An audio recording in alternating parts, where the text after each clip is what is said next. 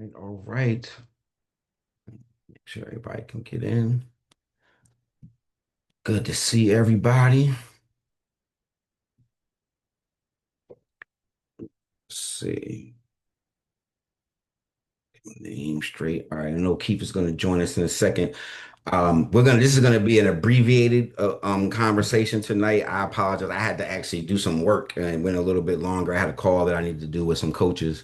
So it went a little longer than I thought it was gonna be. So I know Keith is gonna be joining us. Let me make sure I text him and jump on now. And we're gonna get right into it.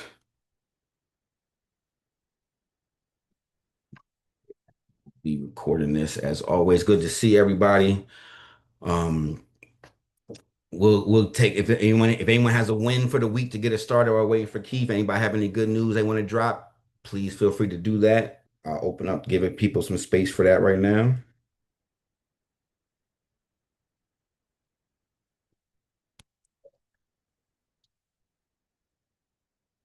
No pressure if you don't have anything.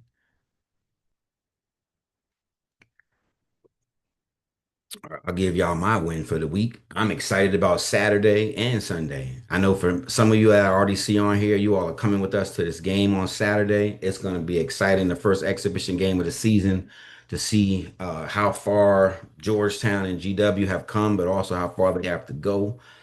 So those that are taking advantage of that, looking forward to having you guys on Saturday. We will have the takeover jerseys for y'all. I don't know if I'm gonna have enough of the actual game jerseys. I gotta try to collect them, but we'll definitely have some of our our academy jerseys that we'll be able to wear. So if you want to dress accordingly, I'll give it to you when you get there. You can throw your jersey on.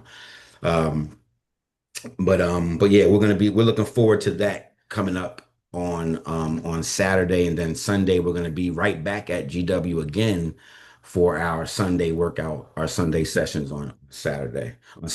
So matter of fact, I know Elijah, I think you're coming, Paulo, I think you're coming. I saw your folks, I think Xander, I saw Vic, a lot of most of the folks that are on here actually coming to the Malachi coming to the game on Saturday. So we're gonna have a great time. We are going to be able to get into the high five line. There'll be two groups, one group that does it before the game, another group that does it at halftime. So we'll make sure that we do that as well. All right. Yep, Keith said he's jumping on in a second. I will say this, we're gonna stop right around. Keith's gonna have to stop at 8. I'm gonna be able to go to about 8:15 if people still have more questions. But if you have some questions for Keith, please we'll put them in the chat, and then we'll get to them as we go. Yep, Keith's joining us now. I said we're gonna jump right into it as soon as he's ready. Slides up here.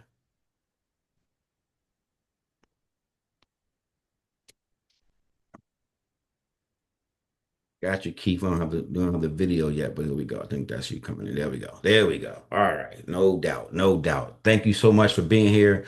Um, For those that don't know, Keith Stevens is the CEO. I don't founder. I know as a group of folks, but the CEO, the boss, the man in charge of Team Takeover. It's been his vision that's been driving this since the beginning. I've been around Keith and the guys probably 13, 14 years now. And one of the things that I love about it is that he's always been true to the vision. He's going to talk. I want to have him talk a little bit about why Takeover started and the foundation of it and all that. But I just want you to know, like, there's a lot of different people in this game. And I will say that I can speak to what Keith has done and what he brings to the table. And that's some person that's been around him for a very long time. So as we start this off, let me grab this slide real quick. We want to welcome Keith. I do want to start with this quick little video clip. Um, oops, Hey, don't be breaking my computer, bro. Don't manhandle my computer.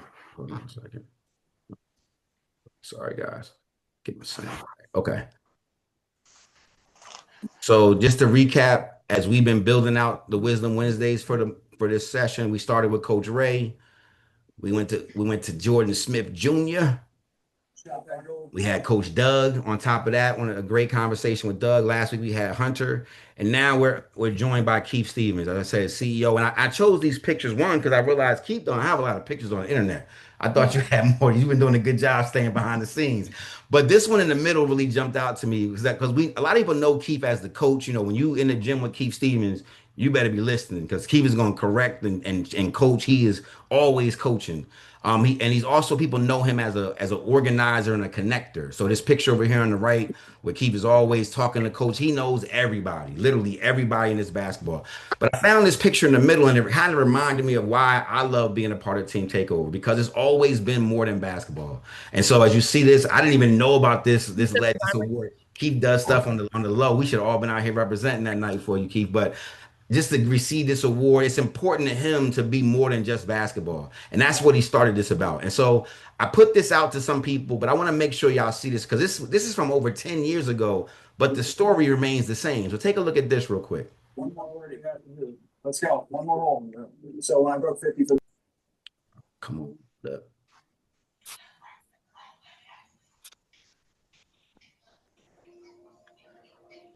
Come on.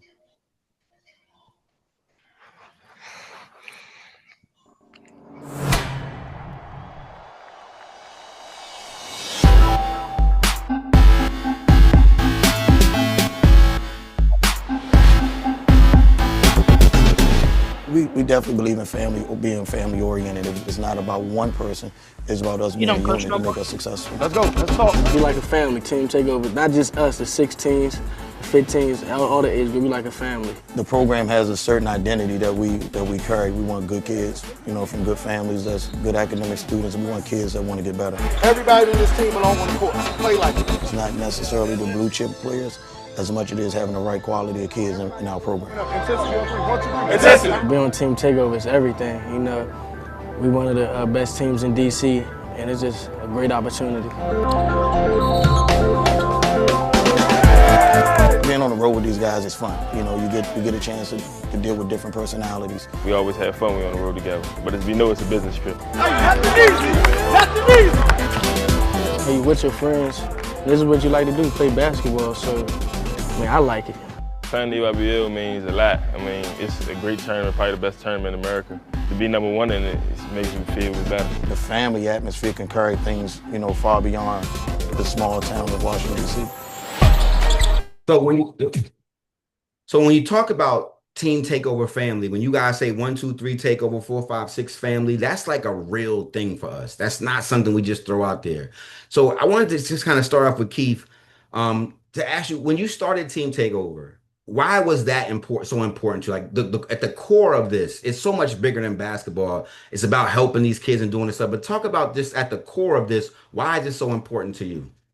Hold on, first they got to turn their cameras on because I don't get to see a lot of y'all all the time. So when I see you, I want to kind of know who you are and things like that. And as you grow up, and you're doing stuff with class and stuff like that, whenever you're doing a Zoom, you should always have your cameras on. Thank you for saying that. I say it all the time. I appreciate it. Absolutely. If you're not driving or if you're in a safe space, Exactly. please make sure you turn your cameras on. And I'm telling you, you want this man to know your face. So trust me, if you want to be, as we move forward, please join us with your cameras on. All right. As you all are doing that, yeah, go ahead, keep whatever. What's your thoughts about getting this whole thing started? My main reason was just to be impactful in the community. You know what I mean? Everyone looks at the basketball part of it, but it was always what can we do with basketball to help us become better and highly educated. You know what I mean? Using it as a vehicle. Um, we just been fortunate enough to have a lot of guys to make basketball their careers, whether it was playing in Europe, playing in the NBA, coaching in college, um, being an executive on the NBA level, or even becoming a sports agent and things like that. So the basketball part wasn't so much as just the basketball. It was like how can you give kids an opportunity to utilize something they love to do to kind of get life experiences and understand where it can take them if they do the right things. Yeah. And one of the things that for those that saw, Coach Dion was in that video. For those that are working with the second grade team, and you've seen him in the academy, and it is about growing into something bigger. A lot of the guys that have been working, that are working now have come through our program, whether that keeps it as coaches, executives, all over the place, and it's been important for them on their basketball journey. Keith, I know you've been involved with basketball your whole life, and I know your story goes back to being a player and going off to college and then coming back and doing this. what is the greatest joy for you from the game? Like, why do you love the game of basketball so much? I just think the game of basketball gives you so many experiences, right? It teaches you how to mature. It teaches you how to deal with adversity. Um, it teaches you how to build relationships. It teaches you how to be open to listen and take in constructive criticism. Um, it teaches you how to, you know, just be an adult over time. Like you'll learn as you go through it. There's so many experiences. You guys are still young, but there's so many experiences that you're going to go through over the next few years, over the next years, not even few years, a lot of years for most of y'all playing this game that's gonna carry you over to when you go into the real world, whether it's being an athlete or being a dentist or being an engineer, whatever you decide to do, like you're gonna find a lot of the things that you learned early on. It's still gonna account in the space that you end up in. Absolutely. Always life lessons in this. When you think about athletes, basketball players that wear this black and orange. I talk to the kids every Sunday about what it takes to wear this the black and orange and wear it and represent Team Takeover. When you think about a program kid or a program family, what are things that are important to you in terms of what it means to wear this jersey to represent this brand? What type of players and what type of families are we looking for? I mean, I think is one is loyalty, right? You want people to trust what you're doing, and they want to believe in it because if if you as a player or your parents don't believe in it, there's no way you can maximize the development and all the resources that's within the program. It's just not durable. So you have to be willing to trust, and it sounds so cliche-ish, but you got to trust the process of it, right? And trust the coaches because each coach that's placed in this program has something to give you, right? And you might not agree with everything that the coach says, your parents might not agree, but I guarantee you there's more pros than cons with any coach you're going to deal with in this program. So it's just like you have to identify. So when we recruit players, as you guys get older, like we're not just recruiting the best players, we're trying to recruit the best families because if the families don't buy in to what we're trying to instill in you guys, it's going to be hard for us to have success, you know? And I think a lot of times for you guys, like you measure, you measure in your families, even the parents nowadays, they measure success about by how many points you score, or where you ranked at. And that's not it. You know what I mean? That's not it because as you guys look to go to high school, we're not going to even skip and go to college, but high school, you can count on one hand, I'll say two hands, each year. If you go look in the Washington Post, there's less than 10 or 15 players that's averaging 20 points a game, right? So yes, it seems cool now, but like the reality is you have to learn how to play with other good players. You got to learn how to coexist with other good players. You got to learn how to star in a role, and then you got to learn to be coachable and be open to what a coach is telling you. Yeah. I've been in tryouts. We have tryouts coming out in a couple of weeks, beginning of November. And I've been in tryouts with you where 5 minutes into the tryouts, 20 people got cut, like Yes. just off the break. When you're looking at for talent, because this is a talent search business, what are things that attract you about a kid on the court? And what are some things that turn you off about a kid on the court? What does that look like? I mean, I'll start with turnoff. The biggest turnoff is his body language.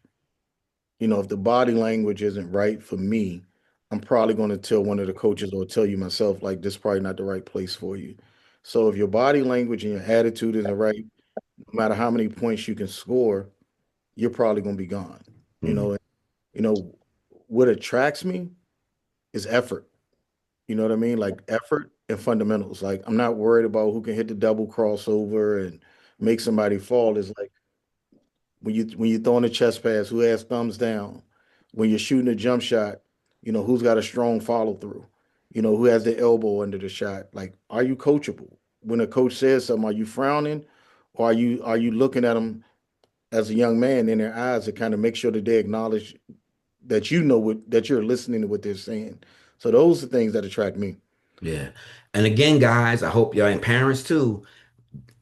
when I tell y'all, I'm telling y'all the same things that the 17s coaches are saying and the 16s coaches. You're hearing this from the director of the program. The reason why I say the things that I'd say is because I trust the process. I believe, and I've seen my own children go through this, and I talk to them about their body language and being coachable even more than their training. So everything you're saying here, you're hearing this over and over again for a reason because as soon as you recognize that my effort is everything, that the way I carry myself in this game speaks way louder than my scoring average, you're going to be at at a better position, a better situation.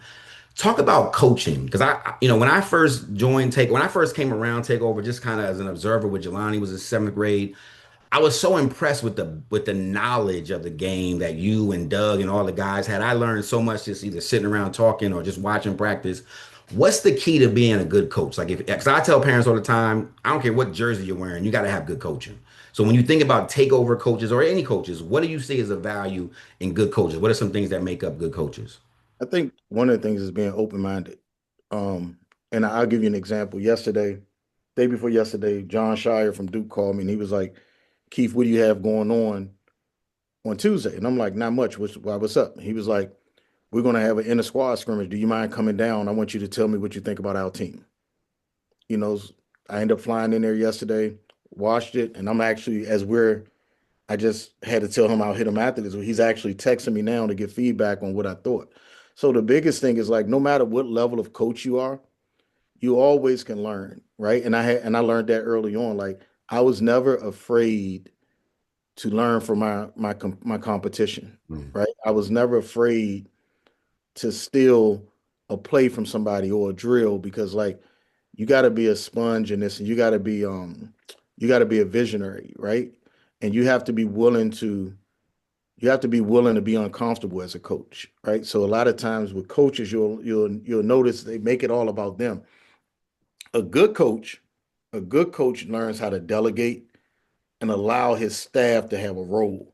That way when he's not there, it's not like the substitute teacher is there and you're going to act up, right? You got to be open to developing not just the player, but you got to be open to developing your staff. And I just think that's the sign of a good coach. Yeah. I hope y'all heard that. Keith just dropped the fact that one of the top five probably preseason teams in America had a scrimmage and invited him down to get feedback. I want y'all to really understand that when you are with this organization, you're with the best program in the nation. That's not happening to a bunch of other teams. I guarantee you that. And it's because of what Keith has done to gain the respect of these people and that they trust that we're providing them. Speaking of which, how did my man Darren look? I saw some highlights. Looked like he was shooting the ball well yesterday. Darren looked good. Pat looked really good. Man, the way they changed their bodies over the last 6 months is amazing. Yeah. Yeah, that was a joy. But even though fellas like man, one thing you learn about this stuff is like there's is a roller coaster. You know what I mean? It's a roller coaster. I'll give you an example, and I want y'all to watch this year, and we're gonna have this conversation. Last year, Syracuse was at the bottom of the ACC, and the head coach at Syracuse and one of the top assistants both coached at Takeover. And this year, like him being a head coach, making over $2 million a year, it was like he had to come back home and sit down and like Keith, what do I need to get my program to the level I want to be at so I can not only win but but also keep my job. Yeah. You know, and we did a lot of things and used a lot of people that Takeover used. We used Dr. Carr, who's one of the best sports psychiatrists that's in the world. Like when UConn won their national championship, they had him. Um, Missouri 2 years ago was 1-18 in conference. Last year they was second place in the SEC, and they used him. So we implemented him into the program. We took a lot of the takeover habits, defensive fundamentals, and things like that, and implemented it. And they'll go from a team that won 13 or 14 games this year that'll probably win 20 to 24 games and be in the NCAA tournament. Just because, like, as a coach, he was willing to go back to his roots and say, Coach, like, look, what do I need to do and what type of culture do I need to build, to get this thing right? And understand this, it wasn't all about me, but what it was about was me opening up my Rolodex and my resources to give them to him and allowing them to go in and help him like people help me moving up the ranks. Absolutely. Talk about the what do you see for takeover? You're the visionary, right? You have this idea of what this was supposed to be, what it is now, and what it should be. We've done some incredible things, incredible success. What do you see as the vision? And just to give you some context, Keith has kind of stepped back in a certain way. He is working on some other endeavors, doing some other stuff. If you work with Takeover, you know his step back is like a step back three. He's gonna keep shooting the shot. But Right. what is the vision? Where do you see this going? If 5 years from now, whatever, what is your vision for where this goes from here? You know, I always say this, man. I was telling Jamil and the other coaches this the other day. This is a scary time for the sport and youth athletes that play basketball and football just because the money dynamic of it, right? Is so much money in this, and and it's important for you guys and your parents to have a process in place as you move forward on what's important, right? Because here's what'll happen in a few years. You guys don't even think about this now, but probably like 8 years from now, y'all will sit back and be like, Dad, Coach Keith said this. You're gonna see a lot of kids that you guys look up to, that's really good players that's older than you guys now, that's gonna struggle in life because they was consistently transferring and transferring and transferring to get money as opposed to focusing on getting their college degree, which will affect everything from the employment rates, homeless rates, crime, drug addictions, everything, because everybody right now is so focused on the money part of it. It's scary to see where we're going to end up at, in the next 8 to 10 years. So for you guys, it's like it's the vision right now is like, how do we wrap out every kid involved in this program? How do we get them and their parents to see that there's a more important thing than the dollar, right? Because there's short-term money, then there's long-term money. You know what I mean? And if you actually, as your parents all know, like we can all show you somebody that had all the fresh gear in school and all the money, but then you look at them when they're 40 or 50 years old, and you got so much more than them just because you did things the right way and you had a plan and they didn't.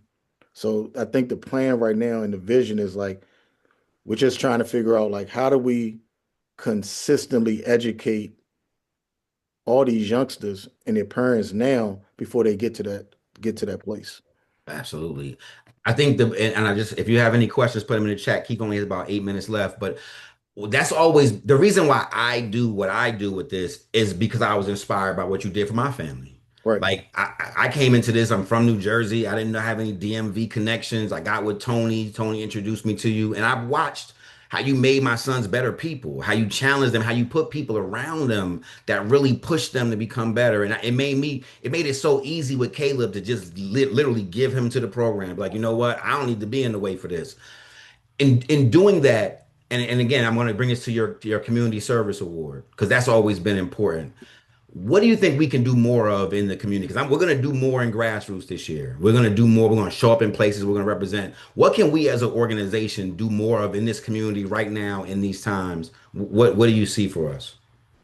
I think one of the things that we've been talking about is doing more, doing going back like years ago we did a lot more stuff during the holiday seasons with give backs and things like that. So we got to get back to that. I think COVID kind of threw a lot of things off that we were doing.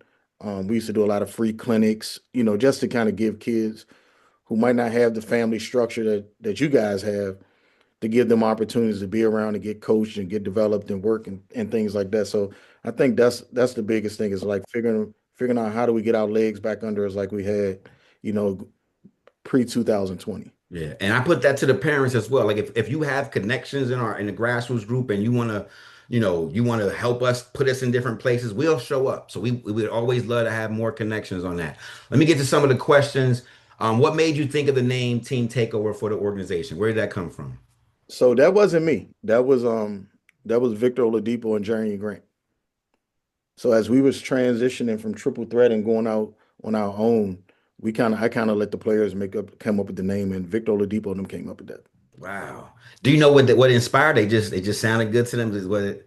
It was like, hey, You know, it's DC Assault, there's the Blue Devils, there's all these big teams that had all these shoe deals. And at that time, we were the smaller team. And they was like, we're going to take over the whole DMV. Yeah, there it is. That was easy right there.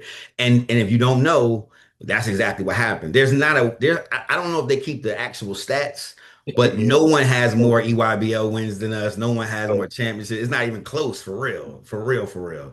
You were an original EYBL team when I guess when you first came out. So it's been what 2008, 2007.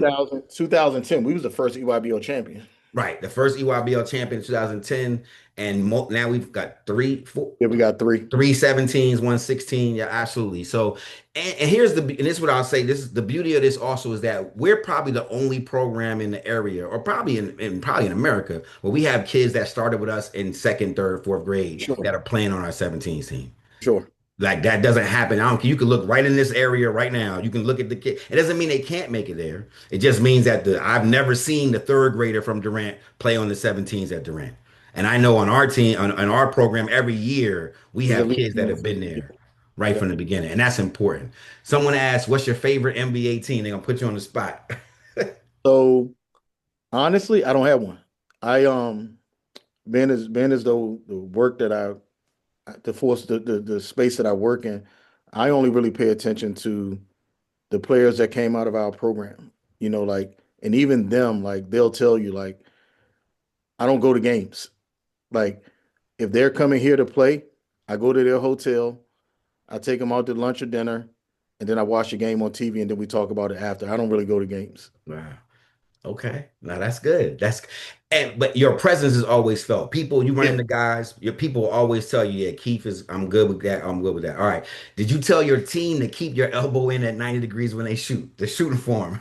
So- No, so it's crazy. Like we always, and Kyle could tell you attest to this. Like we've always started practice off with form shooting.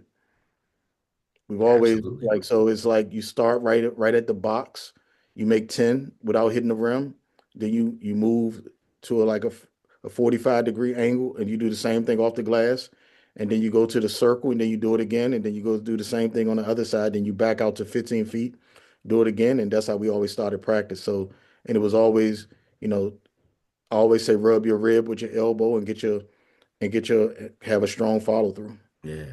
I tell y'all, these kids keep, when they show up, they start shooting threes right from the beginning. I'm like, y'all can't even make left hand layups. I need you to get in that Exactly. paint and get your shot together for sure. All right. What the colors of Team Takeover, orange and black, was that after the decision? What was the choice on It that? was because when we were with Triple Threat, the colors was blue and orange. And I just always liked the orange part of it. So we didn't want to keep the exact same colors because they still were around. Yep. So we just added black instead of blue. Got you, got you. And someone asked, what college did you go to? So it's interesting. So you can't follow in my footsteps when I tell y'all this. So I only did a half a year in college. I had a son when I was 16 years old. I got custody of him when I was 19. So I left school and jumped right into coaching. Yeah. So I did not finish college. I went to Frederick Community College for a year and then I jumped right into coaching from that. And just to let you like Keith is self-made because what when that lane stopped, he didn't stop. He actually got worked harder to make it for himself in that other lane to create to where people literally call him one of the most influential people in America when it comes to this game. My man Mouse asked the question, which I'm glad he asked, what is the biggest secret to being a defensive dog? It's effort, it's angles, it's it's discipline. See, everybody, you don't think discipline because when you play hard, you gotta be smart while you're playing hard, right? You gotta be disciplined. You can't reach. You have to understand angles because there's going to be guys that's faster than you. So it's like you got to be smart and you got to know your opponents. You got to know the angles on the court to be able to beat them to the spots. You just you gotta really work at it. And the one thing that people think being defensive is just on ball. You got to be even more elite off the ball with helping Mm, your teammates. If you can go and look, I think Coach Kyle probably can get this for you. Takeover is top five in defense every year in the EYBL. Every year, and there's 40 teams. Every year we're top five just because everybody buys into the principles. Even when we're not good one-on-one defenders, we're gonna be good defensively. As Absolutely. And I'm glad you asked, Mouse. I'm glad you heard that answer because I got on you Sunday about not being in help. Right. And yep. so to the point, it's not just when your man is trying to score, it's can you stop and you be in help defense as well. We got one more, we'll take one more question because we're almost done. You good, Kyle. Oh, we good? We got time? Yeah, Okay, you good. perfect. All right. What drills can I do if to is it to have a for Makai? So if you're a super fast little joker, right? Mhm. What's some drills you can do, I guess, to kind of utilize that speed? Is that where you're going with that, Lloyd? To kind of utilize that speed? What kind of a player can you be with that type of speed? I mean, on the defensive end, you should be a pest, but you all once again, it still goes back to, you can't overdo it. You know what I mean? You can't put yourself out of position and always believe that you can recover because of your speed, because that's how you get fouls. Um, a lot of it is just really just being able to like work your feet and being able to square your body up and beating people to the spots and learning to use your chest to defend as opposed to your hands. Absolutely. And I'll say this, I know when we asked this question of Jordan Smith, he also started with it's just first your mentality, like Yeah. the pride and not wanting someone to If you don't score. have a like you have to like Gary Payton wasn't the quickest player. Like if you really go watch him play, it was his will to do something, right? And his understanding of angles. It's just that, it's not always about how quick you are. It's like what's your knowledge of being able to do it and understanding what you're doing and your willingness to do it. Yeah. Victor wants to know what can I do to improve my footwork? A lot of ladder drills, a lot of jump rope. Yep. Just getting your feet, it's muscle memory. So Yeah. if you're used to getting your feet moving, then you can move. And you'll learn more footwork as you get older. A lot of y'all are learning things that may seem like footwork when you're 8, 9 years old, but it's going to be a lot different when it's just not just cone, tween, Hmm. right? Yep. But that's a Exactly. good question with footwork. Continue to put the questions in. That's a good thing. Let me ask you this, because who are your top three favorite team takeover players of all time, and why?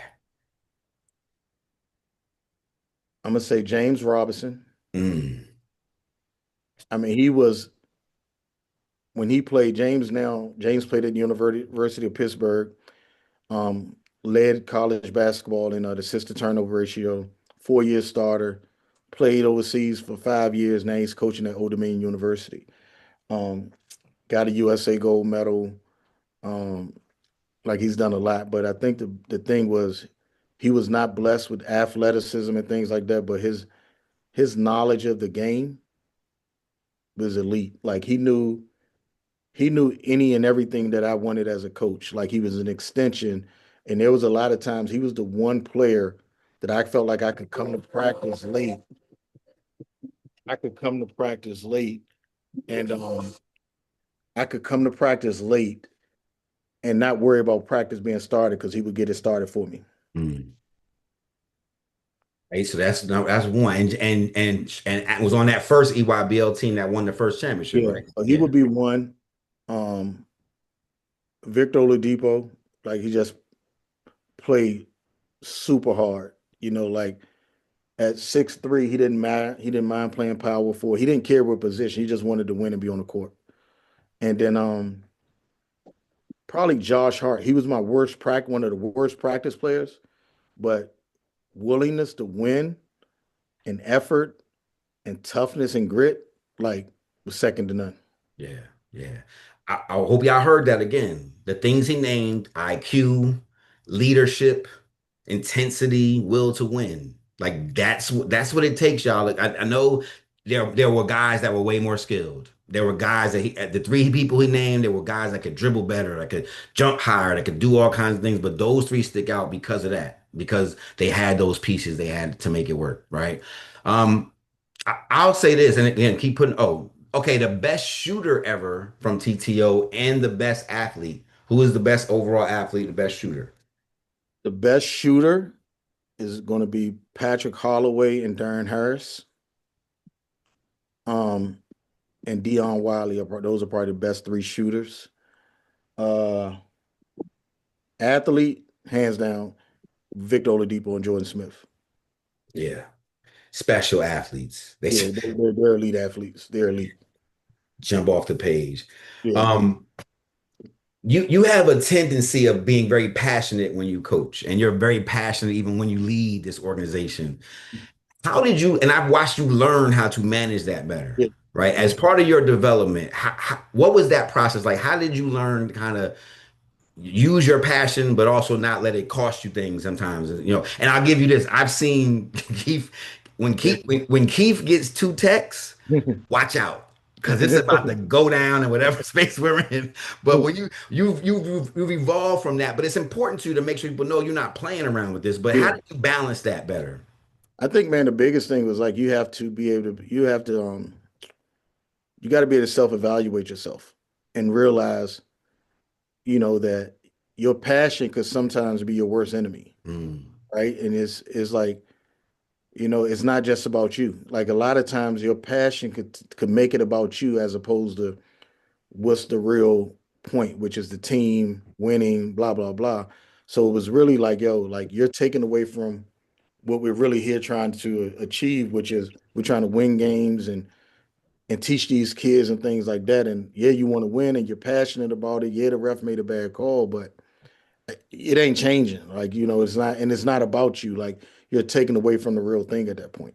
yeah, no doubt.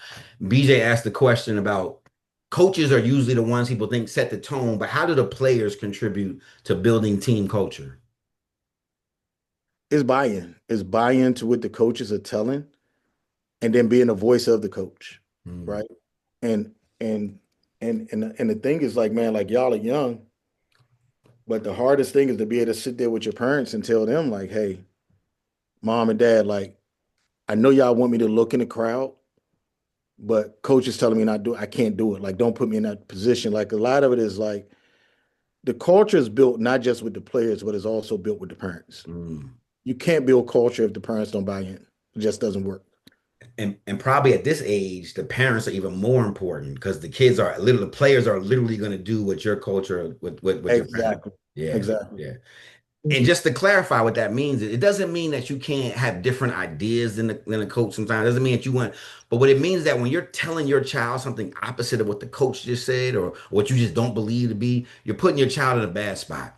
Right? Hmm. If we're talking about playing defense and you're like, well, don't do this, and the kid's out of position, I'm gonna have them come sit with you then. Like you're literally gonna take your child off the floor because at the end of the day, you have to trust the process. It goes back to the beginning, and you shouldn't be here if you Yeah. don't trust what we're I doing. want to ask all y'all, how many of y'all watch football? Yep. Who watched the Commanders game the other day? Do y'all remember the play when they challenged the play on the 1 yard pass? Do anybody remember that play? How many people around you said that was a dumb call by the coach to challenge it? Now listen, here's the difference between a coach and a parent. A coach recognizes every inch, every yard counts. We're just gonna talk in football terms.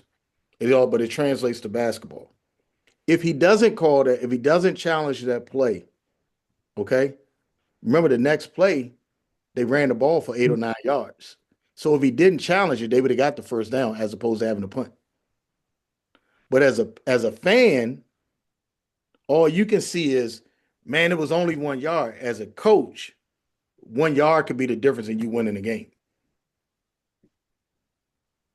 Absolutely. And what it says to, and this is for the parents as well, is that we do have a plan. We do have a plan. Yeah. Like and here's the other thing about because I'm gonna tell y'all for all the young people, we're gonna when we have tryouts when we make the team, we're gonna have a meeting with your parents and we're gonna tell them to leave you alone on the basketball court. We're gonna tell them to stop talking to you, to stop interrupting what we're doing. And what I mean is that we know you want to play for your parents because you want to make them proud. But for that 60 minutes we're on the court together, we need you to be locked into the coach.